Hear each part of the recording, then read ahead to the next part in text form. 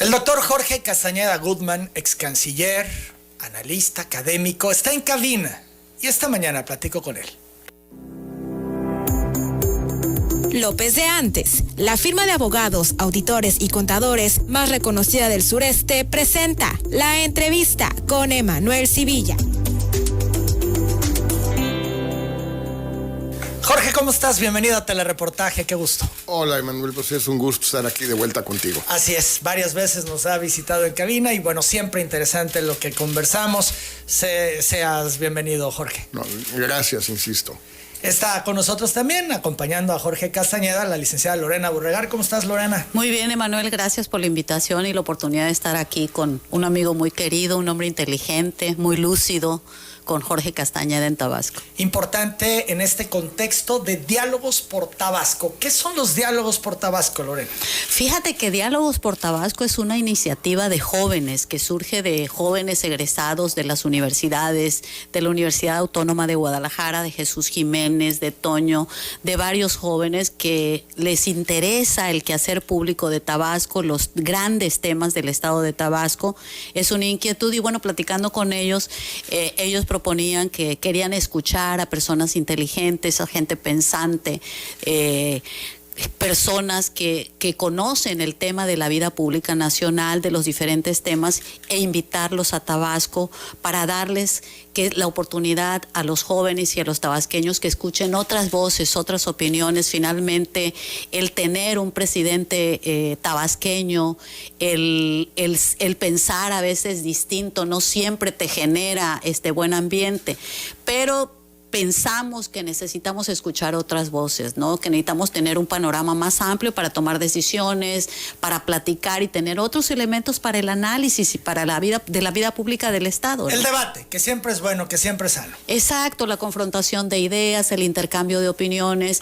Y bueno, pues en lo personal, yo platicaba tengo una relación ya de muchos años de amistad con Jorge Castañeda. Cuando le platiqué esto, bueno, pues de inmediato dice, sí, yo voy, lo invité y bueno, pues vamos a invitar a otros personajes, pero la verdad es que de manera personal yo quería que Jorge Castañeda fuera el primero porque digamos que es uno de los críticos emblemáticos, un hombre muy respetado, un académico, entonces bueno, pues la idea era esa, ¿no? Y bueno, pues aquí Jorge encantado de la vida, que además es muy tabasqueño porque ha venido muchas veces, tiene muchos amigos tabasqueños, muchos amigos comunes, ¿no? Así es, son las 8 de la mañana, 28 minutos. Todo esto es en el contexto rumbo al 2024, Lorena. Es en el contexto de dar nuevos elementos para el análisis, para el debate. Vivimos momentos convulsos, siempre dicen que son momentos inéditos, pero creo que los mexicanos y los tabasqueños no podemos perder la capacidad de asombro, pero también tenemos que informarnos, acercarnos de información, rodearnos de personas que tengan una visión más amplia, porque a veces nos encerramos en el debate de la aldea, ¿no? Y creo que en el caso de Jorge Castañeda, bueno, pues su solo nombre es garantía de que siempre vamos a escuchar cosas realmente interesantes y opiniones, pero yo dejo de hablar porque aquí la estrella pues es Jorge, ¿no? Jorge, vienes a hablar de democracia en México, en Tabasco. ¿Qué tema, no? Pues un tema muy amplio y a la vez muy pertinente, yo creo, Emanuel, porque un poco lo que quisiera yo discutir hoy con los amigos que nos van a acompañar a las 11 es si está en riesgo, está en peligro nuestra democracia, que es una democracia en pañales. ¿Se ha avanzado en democracia en nuestro país? Pues yo creo que se había avanzado mucho, pero sí me temo que en estos 3 años ha habido retrocesos y sobre todo amenazas.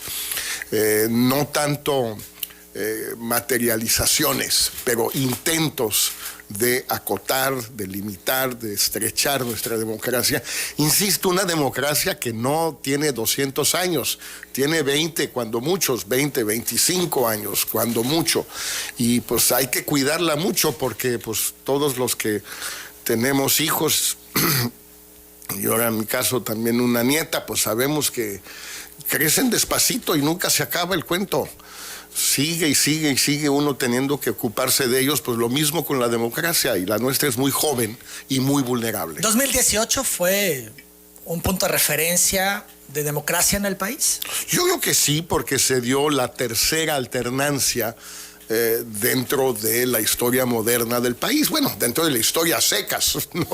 No había habido elecciones antes, entonces pues daba lo mismo. Tuvimos la alternancia del 2000, tuvimos la alternancia del 2012, cuando vuelve el PRI, y luego tuvimos la alternancia del 18, cuando llega la izquierda, o Morena, como se le quiera llamar, al poder en un ejercicio plenamente democrático, salvo desde luego por la intervención brutal, masiva, decisiva de Peña Nieto en las elecciones, apoyando a López Obrador en un pacto cuya realidad yo creo que ya es evidente para todo el mundo. Es decir, todas las promesas de López Obrador de que iba a meter a Peña a la cárcel y lo iba a investigar, y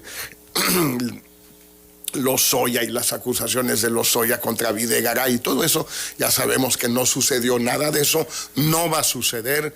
Peña va a terminar el sexenio feliz entre Punta Cana en Dominicana y Madrid, muy a gusto con su nueva novia, bueno, ni tan nueva, y bueno, pues ahí va a seguir, eso ya lo sabemos. Pero salvo por esa intervención, yo creo que fue una elección fundamentalmente democrática, ¿sí? 2021.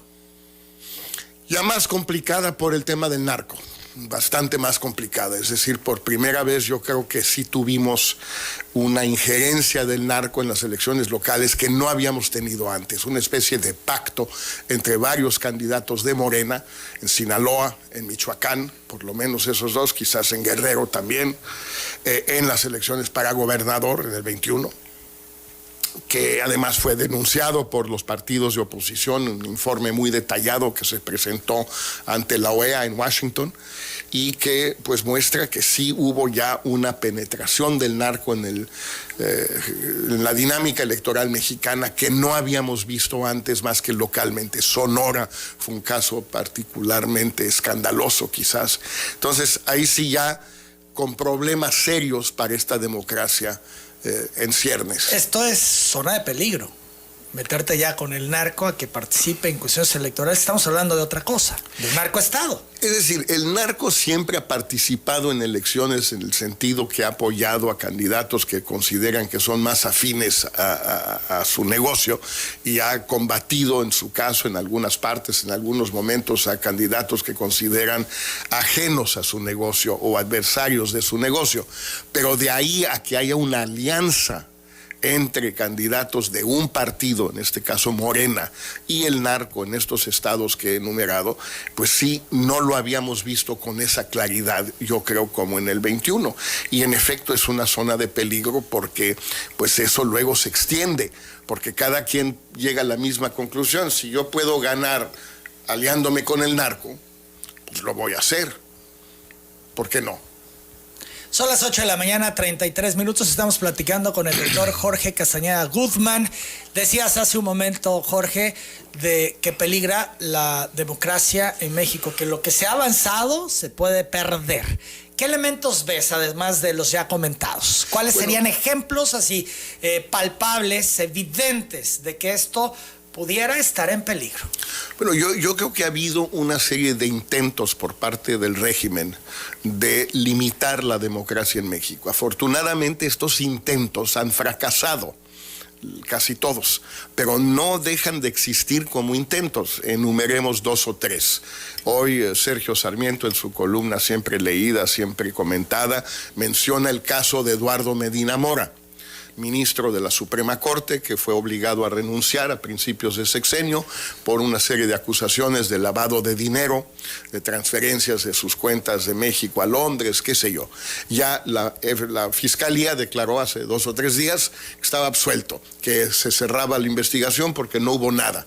Bueno, pero a ver, ¿cómo que no hubo nada? Obligaron a la renuncia de un ministro de la Suprema Corte de Justicia, la primera renuncia que hay desde el 94, y lo sustituyeron con alguien bastante afín a López Obrador, al régimen. Pues ese es un golpe, una amenaza directa a uno de los pilares de la democracia en México, que es la separación de poderes y la independencia de la Suprema Corte. No prosperó porque solo han podido tumbar a Medina. Ahorita están yéndose sobre Luis María Aguilar, todavía no lo han podido tumbar. Pero qué mejor ejemplo que alguien que es obligado a renunciar por un claro chantaje, o renuncias o tú y tus hijos se van al bote, y después resulta que no hubo nada. Un ejemplo, dicen, es que no hay censura. A ver, le metieron, dilgaron una multa de 900 millones de pesos a la revista Nexos, donde escribo yo, donde escribe Aguilar Camín, donde escribe mucha gente, que después fracasó también el intento. La función pública tuvo que desdecirse de la multa, pero no fue por no intentarlo, lo intentaron. Todo lo que están haciendo con el INE, de tratar de eliminarlo, de reducir el número de consejeros, de reducir el presupuesto, de atacarlo todos los días. Bueno, ese, de nuevo, no ha prosperado. El INE ahí sigue, pero todos estos ataques van poco a poco haciendo mella en una serie de instituciones que hemos creado, que hemos construido en México a lo largo de los últimos 25 años, que son los pilares en los que descansa esta democracia incipiente mexicana. ¿Tú crees que está en peligro también la libertad de expresión? Porque yo hasta hoy veo que todo el mundo se expresa y todo el mundo dice lo que quiere decir. Insisto, una cosa es que en efecto haya mucha libertad de expresión en México hoy, pero otra cosa es que el gobierno no intente limitarla. Sí lo está intentando, no ha podido, no le alcanza todavía para hacerlo. Pero los ataques a Loret, los ataques a Krause, los ataques a Aguilar Camín, los ataques a muchos más, sí tienen efectos intimidatorios en elementos que tú conoces muy bien. Toda la investigación sobre el joven López Roldán, el hijo del presidente. Beltrán, perdón. El hijo del presidente por parte de Loret y de Mexicanos contra la Corrupción y la Impunidad, pues son ataques a los que han revelado escándalos importantes de incongruencia, de conflicto de interés, de hipocresía por parte de la familia del presidente. ¿Cómo ha respondido el presidente y el gobierno? Con ataques, denuncias, revelaciones ilegales de ingresos de Loret, etcétera, más lo que falta. Ahora, insisto, una cosa es que los ataques no prosperen, otra cosa es que no existan. La prueba de la libertad de expresión no está solo en que se ejerza, sino en que no haya intentos del gobierno, en este caso el gobierno de López Obrador, por coartarla, por limitarla. ¿Por qué? Pues tú lo sabes, Emanuel. ¿Cuál es el punto más vulnerable de un medio? Primero, los dueños. No son los reporteros, los columnistas, los investigadores, son los dueños. ¿Y cuál es la parte más vulnerable de los dueños de los medios? Los anunciantes. Y sí se espantan, que no nos digan que no se espantan. Claro que se espantan. Todos los golpes a periódicos como Reforma, tiro por viaje, Reforma, Reforma, Reforma. ¿De veras no hay un solo anunciante de Reforma que no se haya espantado? No lo creo, son humanos, pero además tenemos una historia en este país de cómo los gobiernos han golpeado a los medios independientes vía los anunciantes. El Excelsior de Julio Scherer en 1976. Las 8 de la mañana con 38 minutos, fíjate, sobre los argumentos del presidente. Creo interesante traerlos a la mesa. Hoy en la mañanera se ha referido a la campaña mediática, porque así lo denomina el presidente, que involucra a su hijo José Ramón, que tiene una causa de fondo, insisto, son los argumentos que esgrime el presidente, donde se enfrenta a un bloque conservador, corrupto, y a una mafia de poder que dominó durante 36 años. Vamos a Palacio Nacional a escuchar a López Obrador. Es una campaña mediática porque nosotros tenemos una postura política y estamos enfrentando a un bloque conservador. Yo agregaría corrupto, a una mafia de poder que dominó el país durante 36 años. Entonces, ni siquiera es un asunto personal o periodístico, es una disputa por la nación.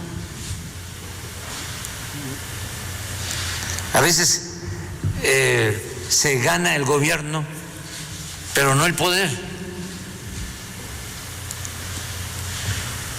Y aquí sí, es una lucha de poder con dos concepciones distintas. La concepción nuestra es que el poder solo tiene sentido y se convierte en virtud cuando se pone al servicio de los demás.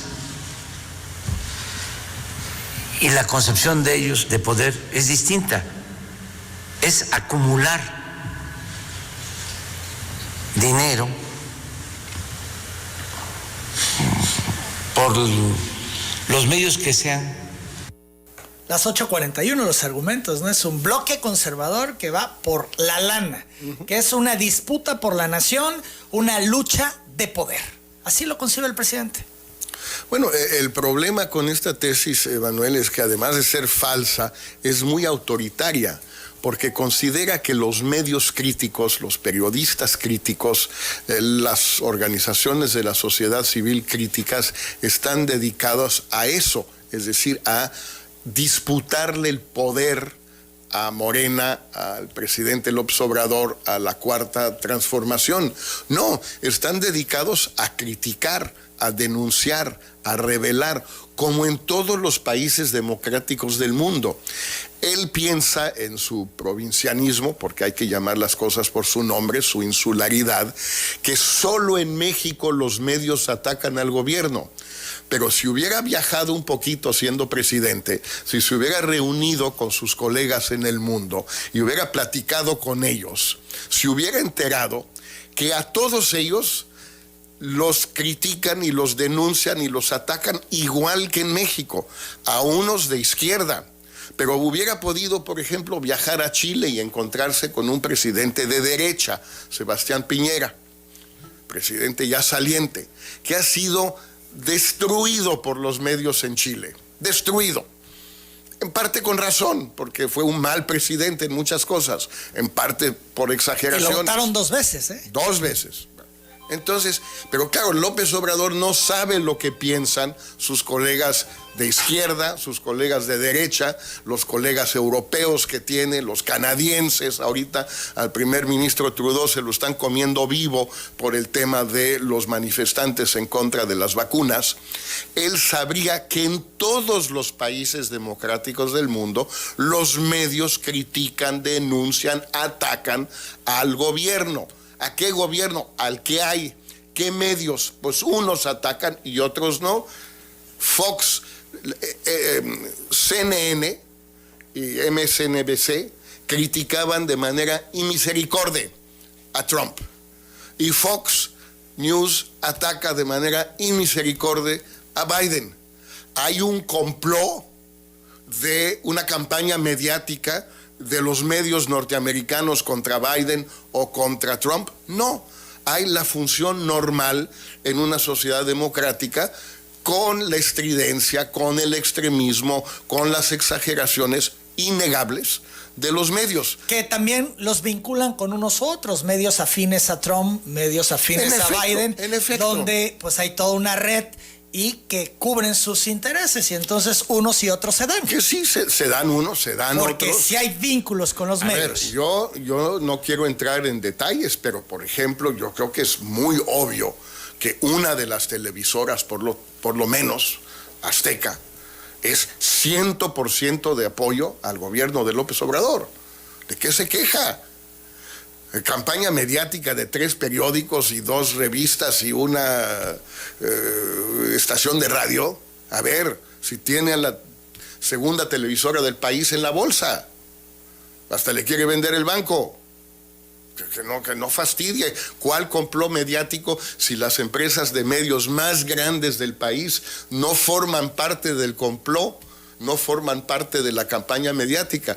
Lo que pasa es que la insularidad de López Obrador pues es muy grande. La verdad no entiende de lo que está hablando, porque no ha querido intercambiar opiniones y puntos de vista, información con sus colegas.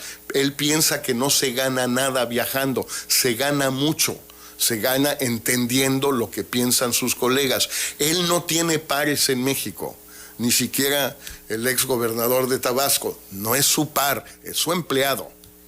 Empleado, amigo, lo que se quiera, pero empleado al final. Los únicos pares que tiene López Obrador son sus colegas presidentes. Son los únicos que pueden netear con él, nadie más. Las 8 de la mañana, 45 minutos. Vamos a la pausa. Seguimos platicando con el doctor Jorge Castañeda Guzmán.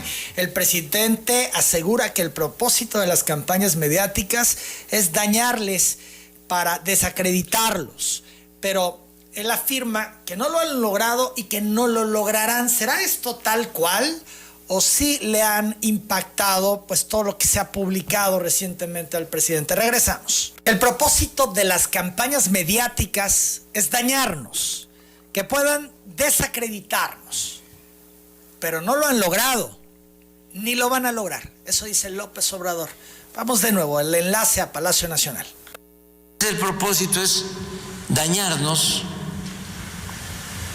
el que puedan desacreditarnos, nada más que no lo han logrado ni lo van a lograr, porque tenemos autoridad moral. Ya lo he dicho varias veces, si fuésemos corruptos como ellos o deshonestos,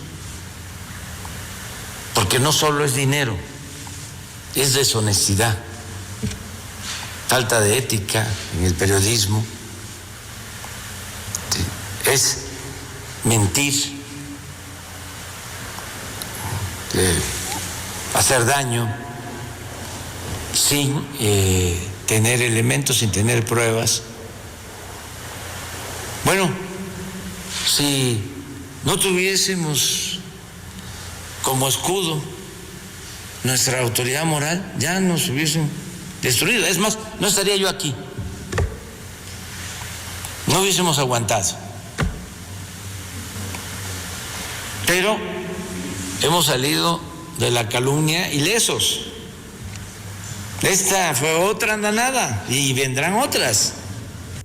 Vendrán otras andanadas, dice el presidente Jorge Castañeda. Bueno, seguramente sí, porque por dos razones. En primer lugar, Emanuel, porque ya es el ciclo menguante del sexenio. Y todos los sexenios, pues la segunda mitad, el presidente es más débil, los enemigos son más poderosos, en efecto sí los hay, como debe haberlos. Eso es la democracia. La gente que quiere ganarle a Morena en el 24, por supuesto que sí. Su chamba consiste en derrotar a Morena y al candidato, la candidata de Morena en el 24. Entonces habrá cada vez más búsqueda de elementos, y como es un gobierno corrupto, sí lo es un gobierno nepotista, es un gobierno de cuates, pues van a encontrar muchas cosas. Pensar que algo como la corrupción en México, que tiene 200, 300, 400 años, iba a desaparecer en 3 años solo porque López Obrador lo decía, pues era una aberración. No ha desaparecido la corrupción ni remotamente, y por lo tanto los que la busquen la van a encontrar, y va a haber más críticas por las dos razones, porque la corrupción ahí está y porque es el ciclo menguante ya del sexenio, y eso sucede con todos, Que tiene la calidad moral, que por eso no lo han destruido. No lo han destruido, primero está por verse, pero en segundo lugar, el tema esencial aquí es que no basta que él mismo se autoasigne la autoridad moral de un tipo o de otro. ¿Quién más le da esa autoridad moral? ¿A dónde está? ¿A dónde? En las elecciones, en las encuestas, en otras figuras dotadas de autoridad moral que digan, no, el presidente es muy honesto. Eso de que cada quien ande autoasignándose autoridad moral, pues es un comportamiento muy extraño que no se suele dar en otros países o en otras épocas. Dices, no es así. Dices, Jorge Castañeda, que no lo han destruido, está por verse. ¿Tú Exacto. crees que sí? va Mira, a impactarse mucho, a desgastarse mucho más su imagen? Han salido solo 2 encuestas hasta ahora, la del Financiero y la de Líbano Sáenz, el Gabinete de Comunicación Estratégica. La del Financiero de Alejandro Moreno fue previo al escándalo. Ya había caído 7 puntos López Obrador en su nivel de aprobación, de un nivel demasiado alto para mi gusto en la del Financiero, en la serie histórica. Pero bueno, la de Líbano muestra una caída de 5 o 6 puntos de acuerdo, etcétera, pero sobre todo en los temas principales, la casa de José Ramón, el pleito con los españoles, conflicto de interés del propio hijo del presidente, todos esos temas, se ve que la gente sí está muy crítica. Tema de Panamá. Y Panamá, que no se midió, pero también afectó. Entonces, vamos a ver en las próximas semanas encuestas con una serie histórica, que es, digamos, el criterio más importante que tenemos. Va a salir seguramente la de Gea Isa, la de Reforma, de Lorena Becerra, y de Márquez, de Buendía, Laredo, Javier Márquez. Vamos a ver si la popularidad cae, si el acuerdo cae, si la gente cree las acusaciones, las denuncias, las críticas o no. Y vamos a ver también cuánta gente se ha enterado, porque es un tema muy importante de esto de la Casa Gris y del hijo del presidente. No tuvo la difusión el tema en los medios masivos de comunicación que tuvo en las redes. No lo tuvo. La encuesta de Líbano Sáenz, ya más de 60%, 65% de la gente, ciertamente es una encuesta telefónica y ahí hay dudas, pero en fin. Sesgo. 65% se enteraron del escándalo de la Casa Gris de Houston. Bueno, pues es un porcentaje muy elevado para algo que no salió en los medios masivos de comunicación televisados. Salió en la radio, salió en los periódicos, no salió en la tele. No brincó de las redes a los medios masivos. 65% es altísimo. Yo sí creo que en las encuestas que vienen vamos a ver una merma muy importante, no de 20 puntos, 5, 6, 7, tal vez 10 puntos, cuando mucho, en los niveles de acuerdo y de aprobación del López Obrador. Son las 8 de la mañana, 54 minutos. Jorge, esto al fin de cuentas, en el fondo, ¿es un tema entre chairos y fifís? Yo creo que no es entre chairos y fifís, aunque es una manera coloquial y hasta cierto punto interesante de plantearlo, porque el país sí está dividido. Más o menos a la mitad está partido, lo vimos en las elecciones del 21. Un porcentaje ligeramente superior, 52% de los votantes, votamos por partidos o candidatos distintos al gobierno, a la coalición de gobierno. PRI, PAN, PRD y Movimiento Ciudadano, que no iba en alianza, pero es un partido de oposición o autodeclarado como de oposición. Ya no me toca a mí de juzgar si sí o no, eso es lo que ellos dicen, pues hay que tomarles la palabra. El país está más o menos partido a la mitad electoralmente hablando. No lo está en el juicio a la gestión de gobierno de López Obrador. Todas las encuestas muestran porcentajes de 60 y pico de % críticas de la gestión de gobierno, salvo en el tema de las vacunas, donde sí tiene una aprobación de alrededor de 70%. Pero todo lo demás, seguridad, economía, corrupción, pobreza, educación, los números son muy bajos para López Obrador. ¿Un país dividido le conviene al presidente? A este presidente obviamente le conviene porque él es el que divide al país. El que lo divide es él. El país no se divide solo, lo divide él. Ahora, por otro lado, los países democráticos suelen encontrarse divididos. Así es. Si uno ve las elecciones en prácticamente todos los países del mundo, son niveles de 52-48, 55-45. Hombre, cuando hay una especie de barrida de triunfo avasallante, algún candidato en segunda vuelta que no tenemos en México puede llegar a 60%, pero no más. Los países están divididos. Biden ganó por 2 puntos. Trump perdió la elección del 2016 con Hillary Clinton en lo que se llama el voto popular en Estados Unidos. Lo mismo sucedió ahorita en Chile. Un gran margen de victoria por parte de Gabriel Boric, 55-45. Es un país dividido y así podemos seguir país tras país tras país.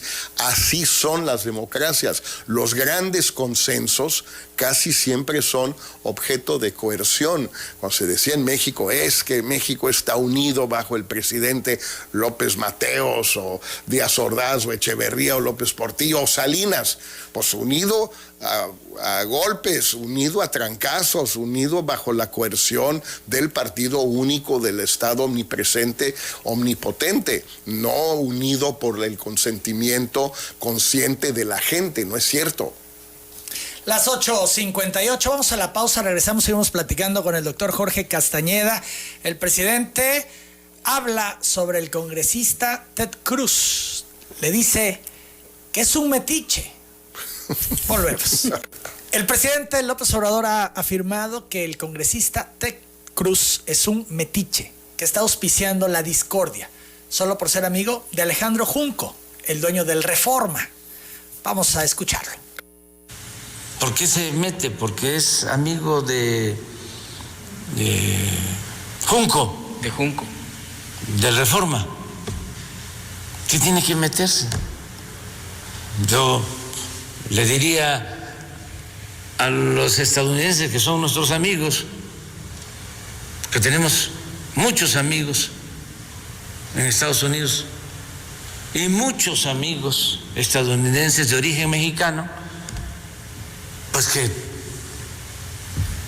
consideren a ese señor como un metiche.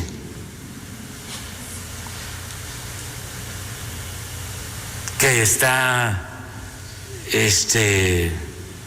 auspiciando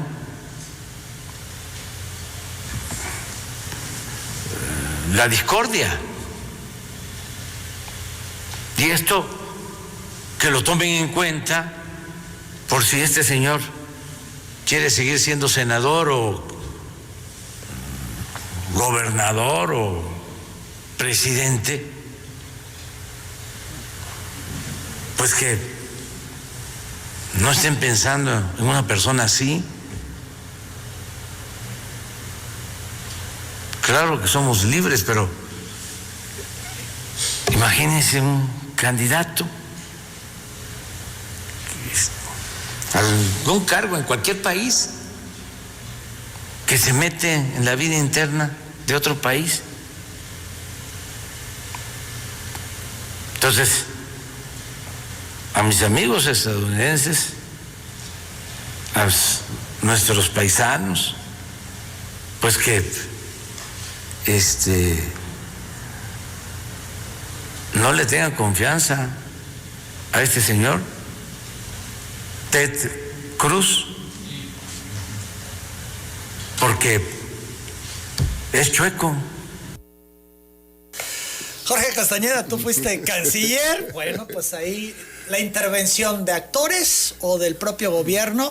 Por ejemplo, también lo que ha denunciado el presidente, que financian organizaciones como la de Claudio X González. Que no es de Claudio X González. Bueno, él ya se retiró. Así lo ha manifestado el presidente, así siempre lo contextualiza. Sí. Bueno, con el objeto de golpear a un gobierno de otro país.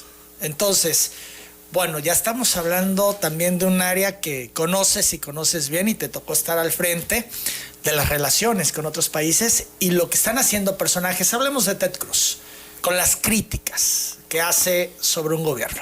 Bueno, en primer lugar, yo no tengo idea si Cruz es amigo de Alejandro Junco o no, pero no me parece difícil de creer que un senador por el estado de Texas no le interese lo que sucede en México por razones que van más allá de una amistad personal. Tienen 1000 kilómetros de frontera con nosotros, de millones de mexicanoamericanos que viven en Texas y otros que son mexicanos, y no es lo mismo, y por lo tanto un senador por el estado de Texas, pues es perfectamente lógico que se interese por lo que sucede en la frontera. No es así como que diga, ¿y ahora qué le importa a este señor? Pues por supuesto que le importa, primer punto. Segundo punto, López Obrador es muy valiente con los senadores, pero por ejemplo con Trump, ¿cuándo le contestó algo? Cuando era presidente. O sea, uno tiene pantalones para enfrentarse a los senadores, no tiene los pantalones para enfrentarse a los presidentes. Te pregunto, conociendo a Trump y desde tu ángulo como ex canciller, haberle contestado a Trump hubiese roto la relación, hubiera hecho que las cosas, que la liga se estirara al punto tal vez de reventarse. ¿Fue prudente López Obrador aguantar o no? ¿Qué debió haber hecho? Fue prudente en aguantar algunas cosas, pero todo eso tuvo consecuencias. Pero no hubiera sido peores consecuencias si lo hubiera confrontado, si lo hubiera contestado. Manuel, es muy difícil hacer un ejercicio contrafactual porque no sabemos qué hubiera pasado en otro caso. No sabemos si debió haber respondido al tema del muro. No sabemos si debió haber respondido a los insultos de Trump contra los mexicanos en Estados Unidos. ¿Qué le hubieras recomendado tú al presidente? Yo creo que debió haber sido más consistente, más firme, más claro en responder no a todas las provocaciones de Trump, pero a algunas de ellas. Y sobre todo no debió haber ido a Washington a hacer campaña a favor de Trump como lo hizo clara y explícitamente en agosto del 2020. Y no debió haberse tardado tanto tiempo en felicitar a Biden por su victoria. Y no debió haber tomado un partido tan claro a favor de Trump y en contra de Biden y en callarse constantemente frente a todos los insultos de Trump. Creo que ese fue un error.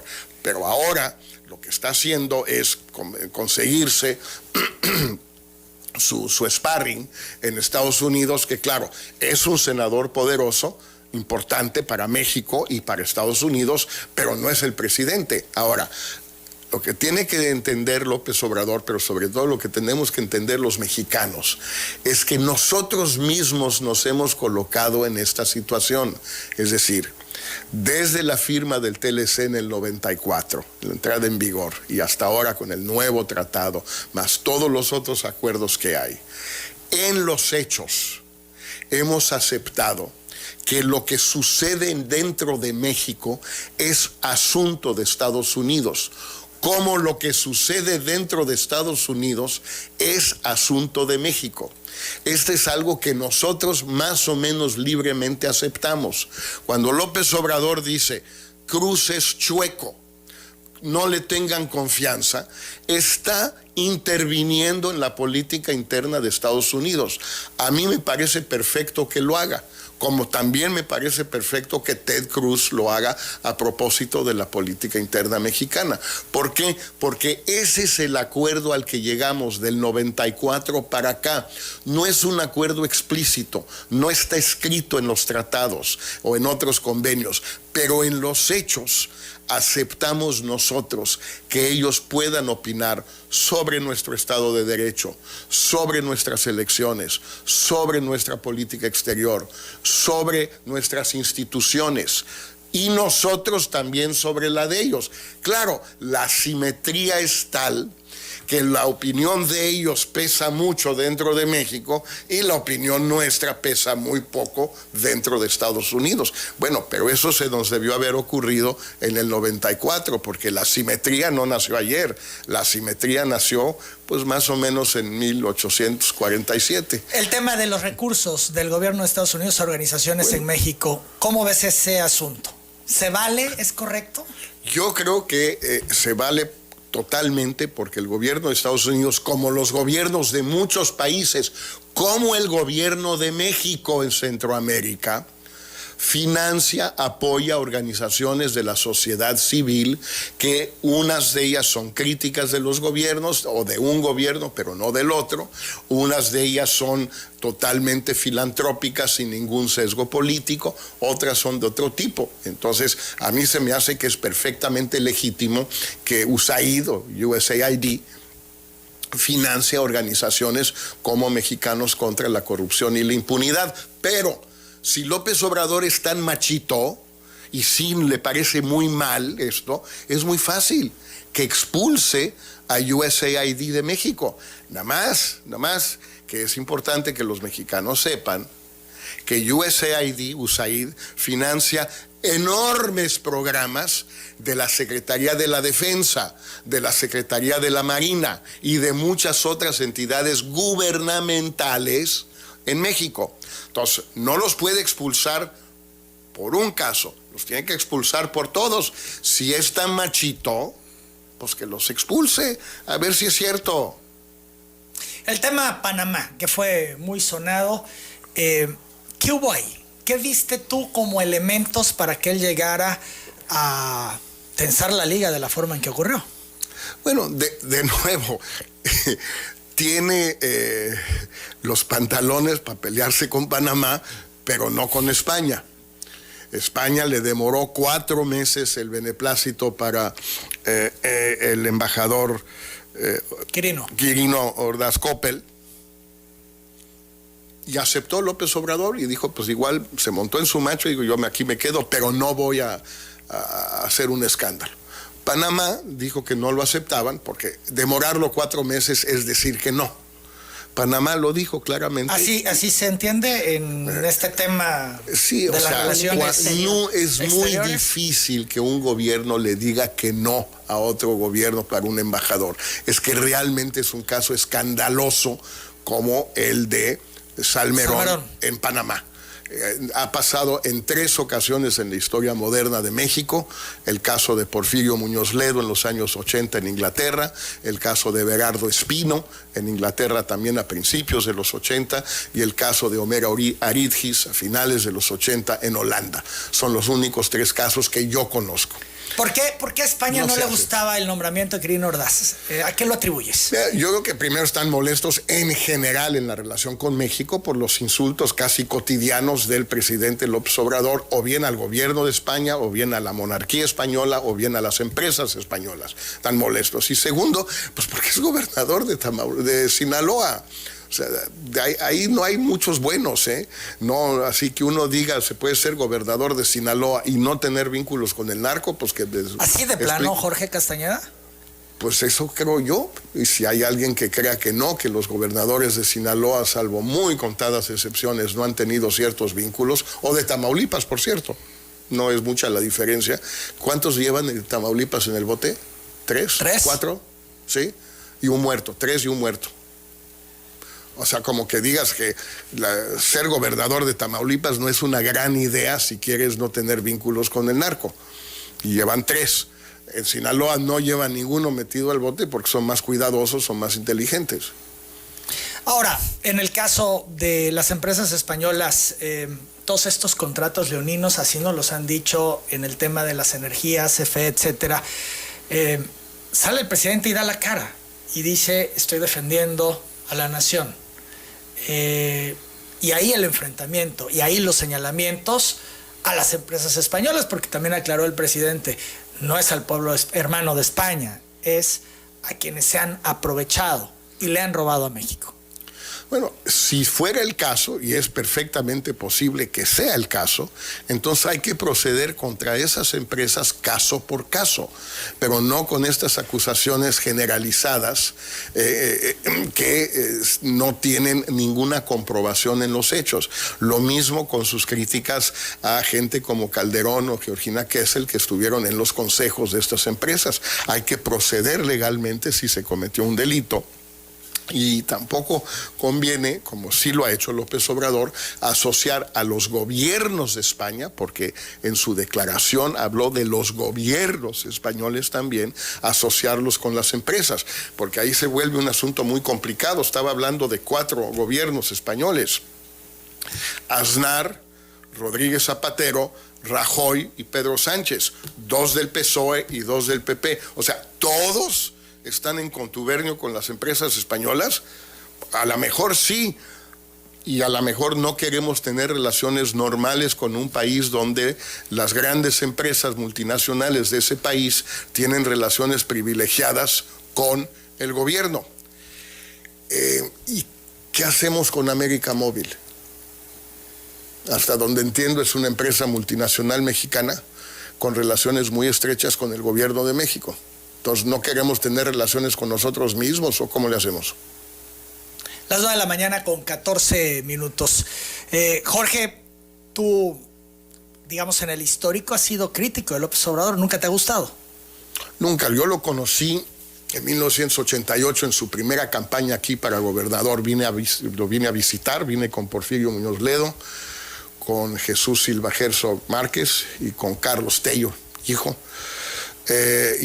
Hicimos un recorrido con él 2 o 3 días durante su campaña. Lo conozco desde el 88, he estado en mi casa varias veces en los años 90, incluso cuando él fue regente o jefe de gobierno y yo fui secretario de Relaciones, tuve una relación cordial con él, de trabajo, correcta, amable. ¿La relación sí fue buena en ese momento? Buena es mucho decir, ¿Institucional? fue institucional, y él siempre fue muy institucional, muy cordial, muy amable conmigo, y los temas que teníamos que resolver, fue muy fácil resolverlos, incluso un nuevo edificio para la Secretaría de Relaciones Exteriores que yo pacté con Slim y con el nombre del presidente Fox, y que ahí está en la Alameda, ya no se llama, por eso la Cancillería ya no es Tlatelolco, porque ya no está en Tlatelolco. Claro.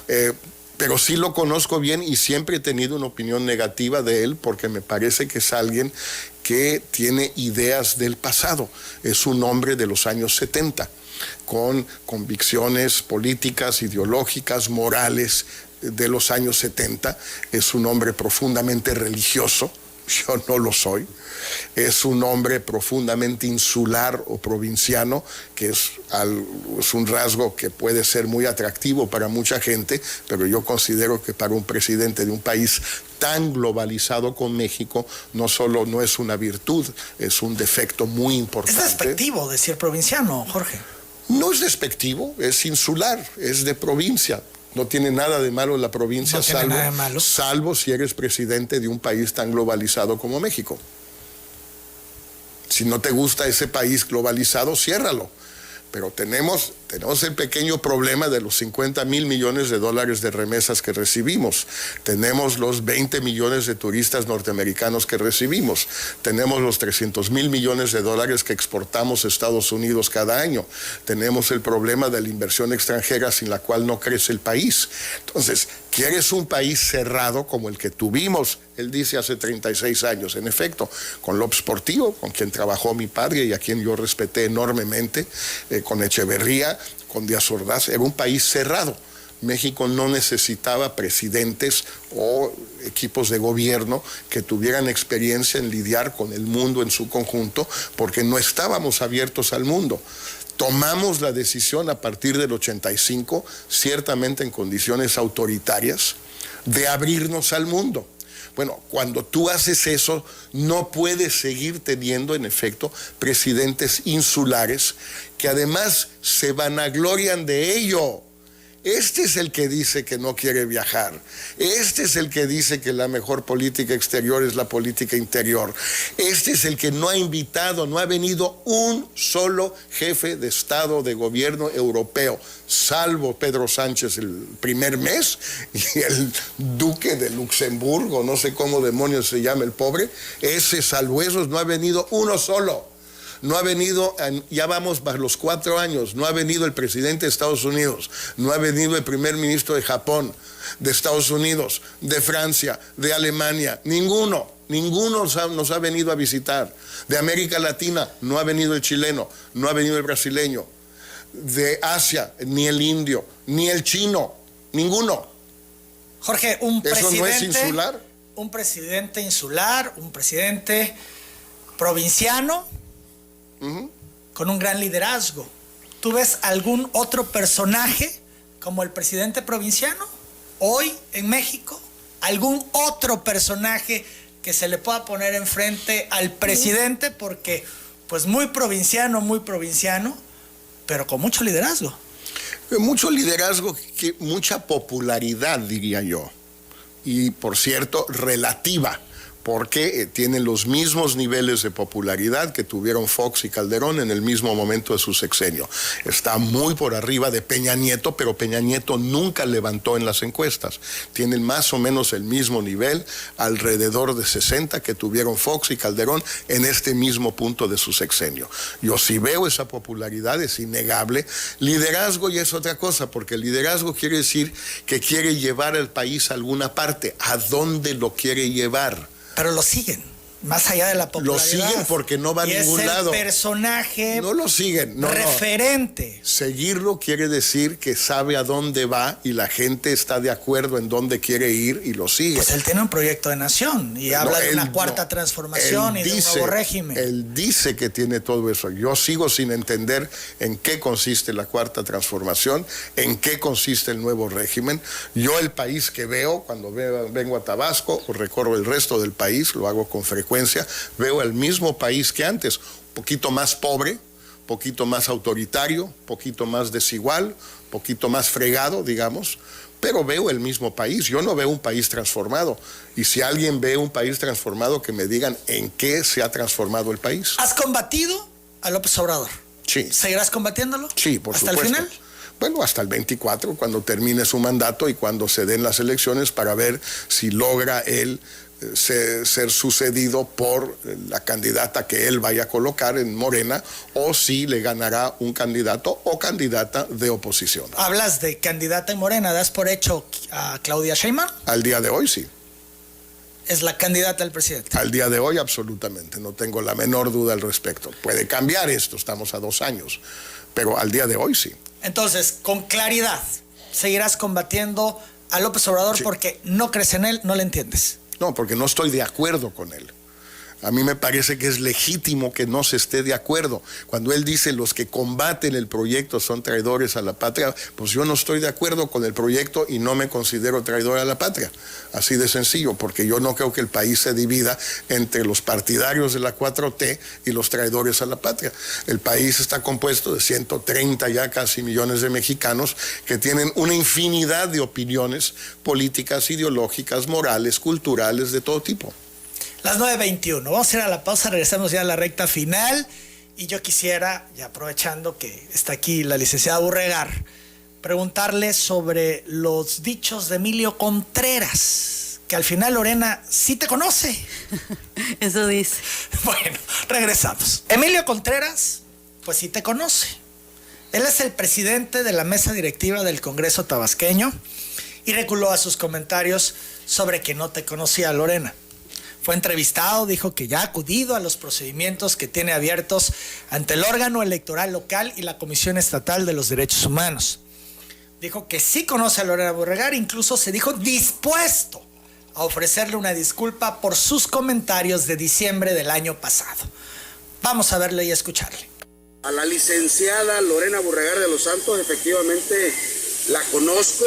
Lo que es Lorena Burregar de los Santos es una mujer de lucha extraordinaria, es una figura reconocida, una figura pública a la cual aprecio, respeto, y lo que haya que hacer, si la frase que yo dije causó algún agravio, alguna molestia, por supuesto hay que componer el tejido social, hay que aportar, y como les repito, soy una gente que estaré siempre a favor de dignificar a la mujer. Bueno, fueron dos momentos. Uno, ¿quién es Lorena? ¿No? Y el otro, ¿qué pitos toca? Fue lo que en su momento dijo, pero que bueno, mujer extraordinaria, de lucha, bla, bla, bla, dispuesta a ofrecerte una disculpa. Lorena, pues, ¿qué le dices a lo que hoy señala Emilio Contreras, el presidente de la mesa directiva del Congreso? ¿Basta con una disculpa y vuelta a la hoja? Híjole, como que es un cambio bastante abrupto después de escuchar las disertaciones de Jorge hablar sobre los temas domésticos de Tabasco. Bueno, pues ya escuché lo que dice Emilio Contreras, y bueno, él ya fijó una postura. En mi caso, a ofrecerte disculpas. Bueno, es que esté dispuesto o no, hay una instancia, hay un procedimiento que yo ya inicié a partir de los comentarios que él hizo, y bueno, pues es el Instituto de Participación Ciudadana quien tiene que resolver, es la Comisión Estatal de Derechos Humanos quienes tienen que resolver, ¿no? Y como él dice, él va a acatar pues lo que se determine, y bueno, pues es un tema que habría que discutir en el momento en que haya una resolución. Estos procedimientos no se pueden parar. Bueno, es que ¿por qué lo habría yo de parar, no? Ya él en la disposición de sale, ataja, dice, le ofrezco disculpas, Lorena, sí la conozco, mujer extraordinaria, bla, bla, bla. Con eso no se paran estos procedimientos. Pues es que yo, ¿por qué lo habría que parar? O sea, el hecho de que él en medios de comunicación diga eso, o sea, yo no he hablado con él, a mí él no me ha dicho, oye, una disculpa. Esto es, tú sigues para adelante en tus procesos. Es que ya no soy yo, ya hay un proceso jurídico en marcha. Que no se puede detener. Que mi abogado es el que está por eso, pero no se puede detener. Pues no sé lo que diga el instituto. Desistirte, es la pregunta. Esto es, si él llegara, te ofreciera una disculpa pública y privada, pudieran detenerse, ya tú desistirte, salirte del procedimiento que le has iniciado, porque pues, las consecuencias, en caso de que saliera favorable a ti, le impactan directamente a él. Lo inhabilitan, lo ponen en un sistema de gente que ha violentado y demás, ¿no? Bueno, es que a mí, para empezar, nadie me ha pedido que yo me desista. Eso es en principio. Por eso, pero si te lo pidiera en el escenario. Pues es que ya está el procedimiento jurídico. Esto es, no habría desistimiento. Pues es que hay que esperar a que resuelvan las instancias correspondientes, ¿no? Porque yo de manera oficiosa te debo decir, oye, sí me voy a desistir o no me voy a desistir, ¿no? No, digo, por la actitud que vemos del diputado. Por eso, esa es una opinión que él externó. Bueno, ¿qué te diré? Esperemos a que resuelvan, ¿no? Esto es, hasta las últimas instancias, a la resolución. Es que eso es lo que él dice en medios. Tanto del Instituto Electoral como de Derechos Humanos. Y hasta ahí, esto es, sigue su curso todo y en su momento habrá las resoluciones y acatar todo el mundo esas resoluciones. Sí, exacto. ¿Es así? Bueno, pues hasta más ahorita, allá de este guiño que hace el diputado a Lorena Burregar. Mira, fíjate que en honor a la verdad a mí me sorprendió mucho la actitud que adoptó Emilio Contreras, porque yo tenía una impresión totalmente distinta de él. Hubo un entorno adverso, obviamente, a Emilio Contreras como una figura pública, como diputado, y creo que fue una falta de respeto. O sea, creo que él está obligado no solamente a mí referirse con respeto cuando hable con los ciudadanos o cuando hable de los ciudadanos. Finalmente yo soy una ciudadana más y un representante popular representa, es depositario de la voluntad popular porque así llegó al Congreso. Entonces tienen que dirigirse a los ciudadanos con respeto. En mi caso, concretamente, yo inicié un procedimiento porque además tuve una presión a mi entorno con las características de mi personalidad, de la manera como yo me conduzco políticamente. Dicen, bueno, pues es imperdonable que tú aceptes o permitas una falta de respeto de esa naturaleza, ¿no? Porque además muchos se sintieron ofendidos, o sea, lo hizo directamente conmigo.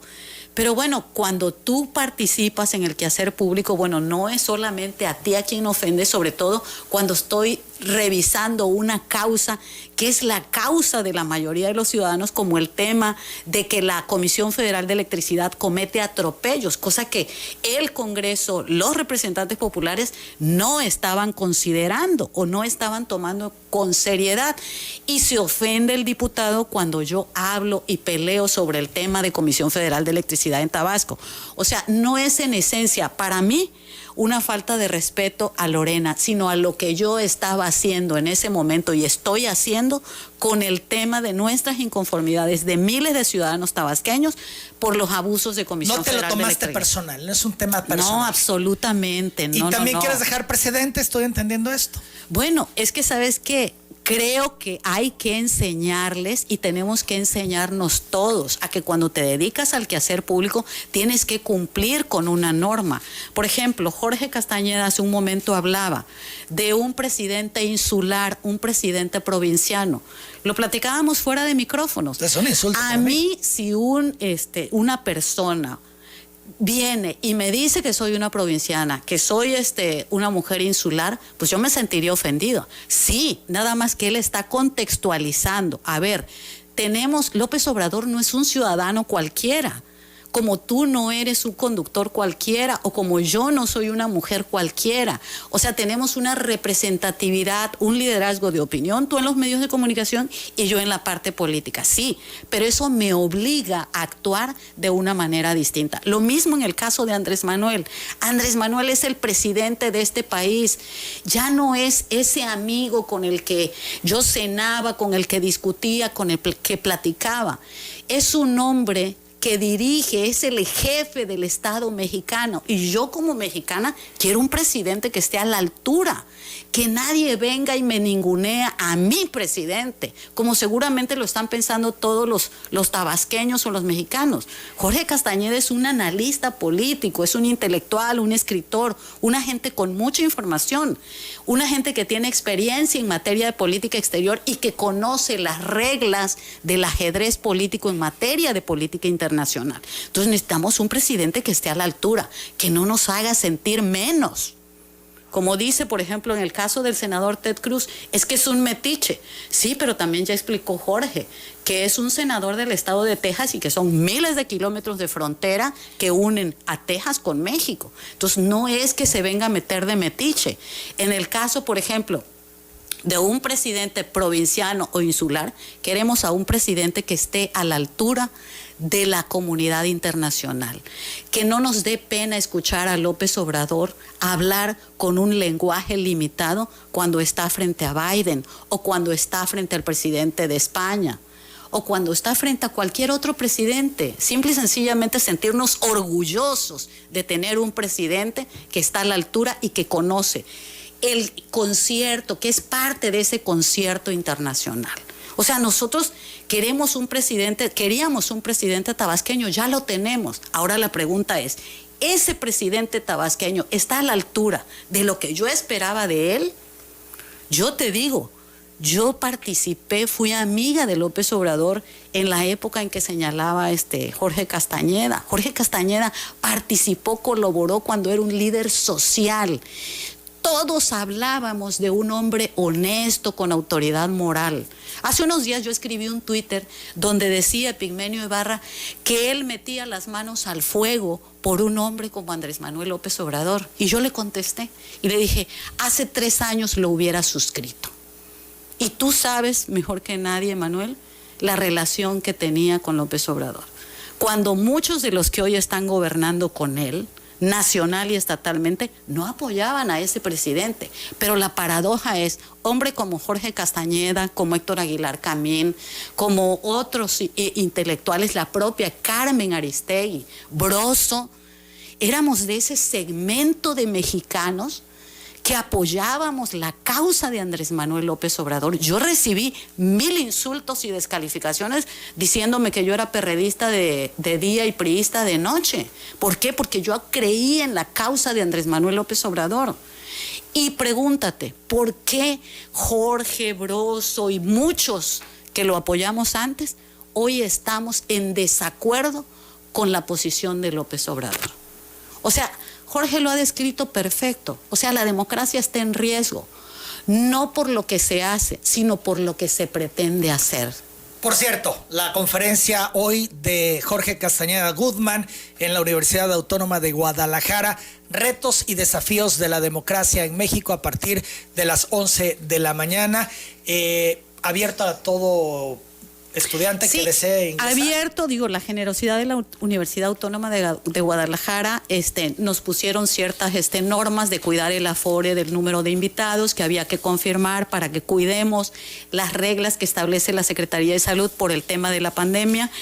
Y justamente, tuvimos que hacer una lista y que todo el mundo confirmara para cuidar esa parte. Y decirte, bueno, que el espacio de diálogos por Tabasco es justamente escuchar otras voces, escuchar a personas como Jorge Castañeda, pero tampoco es un espacio anti-AMLO, porque la idea es invitar a personajes que tienen algo que decirnos.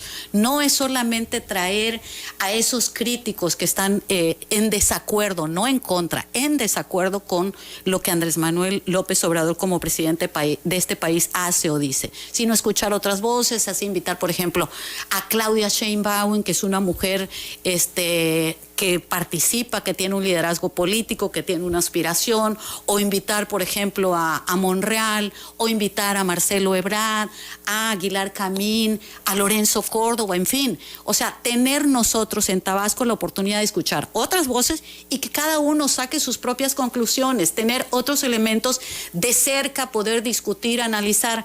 Hay mucha gente en las llamadas que seguramente están en desacuerdo con la opinión de Jorge Castañeda, pero eso es parte de la riqueza de este país, de la pluralidad, de escuchar a los que estamos de acuerdo o a los que no estamos de acuerdo con algo. El propio presidente lo ha dicho en muchas ocasiones, es bueno el debate, que haya debate, ¿no? Claro, debate. Continuamente. Debate y crítica, no todo se reduce a fifís, a conservadores o a chairos o a López Obradoristas, o sea, sería muy cuadrado y muy limitado pensar de esa manera. O sea, ampliemos los horizontes, generemos este tipo de espacios. Me gustaría que más adelante viniera Jesús, Armando, Toño, para platicar contigo qué inspira esta iniciativa de Diálogos por Tabasco. Lo programamos. Yo les agradezco mucho, Jorge Castañeda. Gracias por tu presencia. Gracias, Emanuel.